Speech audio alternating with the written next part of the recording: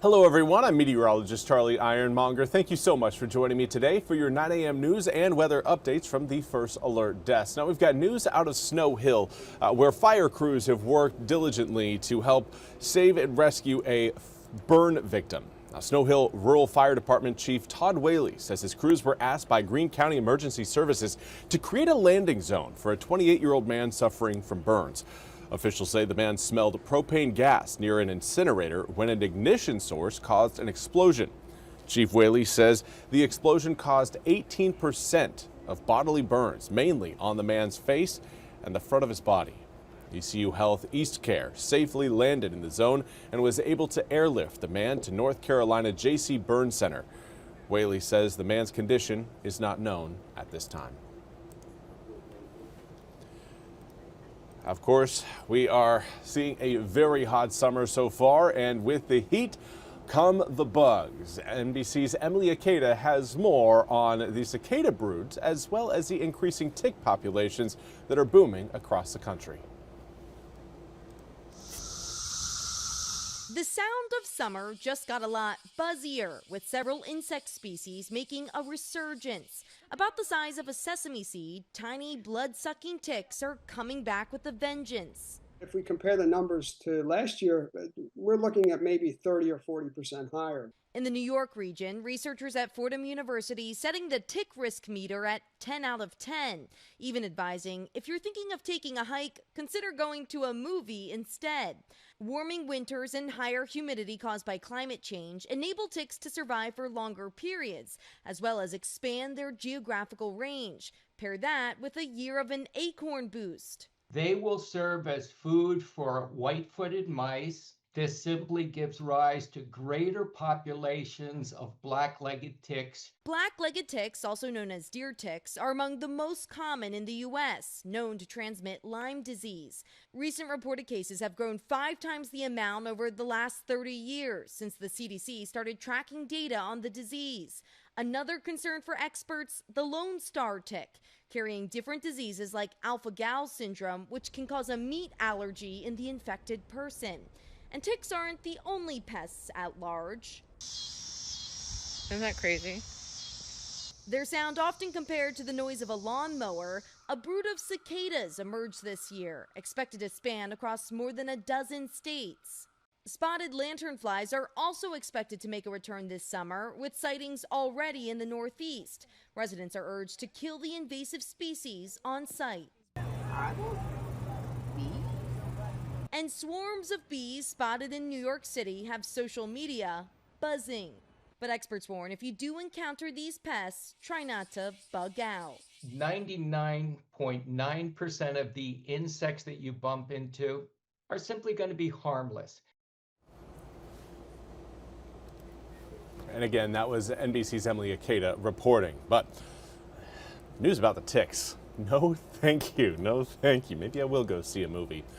Especially with this heat. Let's talk about your weather forecast today. Again, going to be a sunny start to the day. We're seeing it obviously outside right now, but that sunshine equates to heat in the afternoon, even heat early on in the morning. Right now, air temperatures again rising into the 80s. Here's a look at where we've got right now. A little bit of cloud cover over the Outer Banks, from Hatteras extending all the way up to around Rodanthe, but not going to be lasting too much longer. Here's a look at what we've got along the Neuse River in New Bern, 83 degrees in central Craven County. 2 points down a little bit from yesterday, now down to 71 degrees. That is an improvement. But of course, we are still going to be hot. We're not near normal quite just yet. Normal for your daytime highs this time of year, 87 to around 90 degrees. So seeing 83 degrees at 9, well, that's an indicator that we're probably going to be blowing right on past our normal highs for this time of year. But look at the bright side. Right now, we still have the upper 70s in Roanoke Rapids, Ahoskie, Windsor, as well as Kenansville. And Windsor has actually been one of the areas that has seen some of the hottest air temperatures so far this week. Yesterday, up at triple digits. Day before, Windsor hit 100. It has just been toasty through Bertie County, but Really, it's been toasty everywhere. And right now, again, your feels like temperature, not nearly as oppressive as it was yesterday at this time. But we are, again, seeing some areas reporting some fairly high numbers. Feeling like 96 degrees right now in Hatteras. Feel like 94 in Oriental.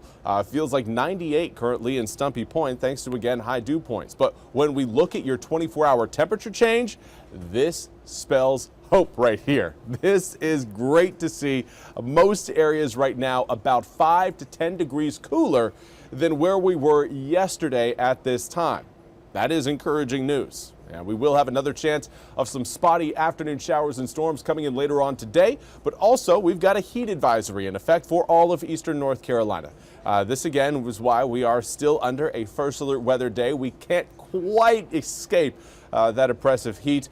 We may in fact see the heat advisory extend into really tomorrow and possibly the weekend if rain showers disappoint coming up later on this afternoon. And again, to put it into perspective, normal this time of year, upper 80s, overnight lows, low 70s. We've been above both of those numbers consistently so far this week.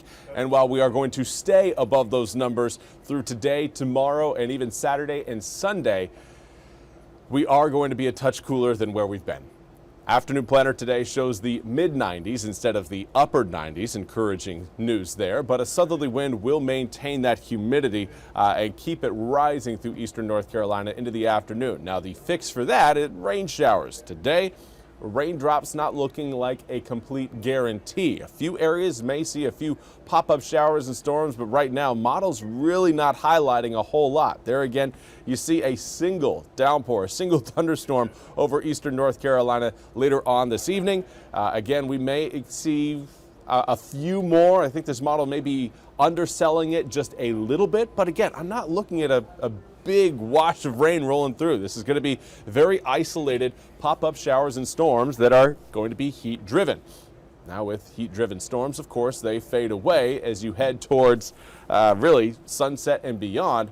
But the cold front that's further back towards the west that will actually give us a drop in humidity and even a drop in air temperatures, that won't be here until we get to Wednesday of next week. So hopefully everybody is used to the 90s by this point, as we're going to see them continue today, tomorrow, Saturday, Sunday, Monday, and Tuesday, featuring again air temperatures in the mid-90s, anywhere between around 93 to around 95 degrees. Then we get into the upper 80s for Wednesday and Thursday. Humidity probably isn't going to be changing all that much even after we see that cold front roll through. It may come down a little bit, but you're probably not going to notice that difference. You'll more notice the drop in air temperatures. Staying in the 80s is certainly going to feel far more comfortable by the time we get into Wednesday and Thursday of next week. Well, that's all we have time for today's 9 a.m. news and weather update from the First Alert Desk. I want to thank you all so much for joining me. We'll be back with more news and weather coming up at the top of the hour. Until then, I hope you all have a wonderful Thursday.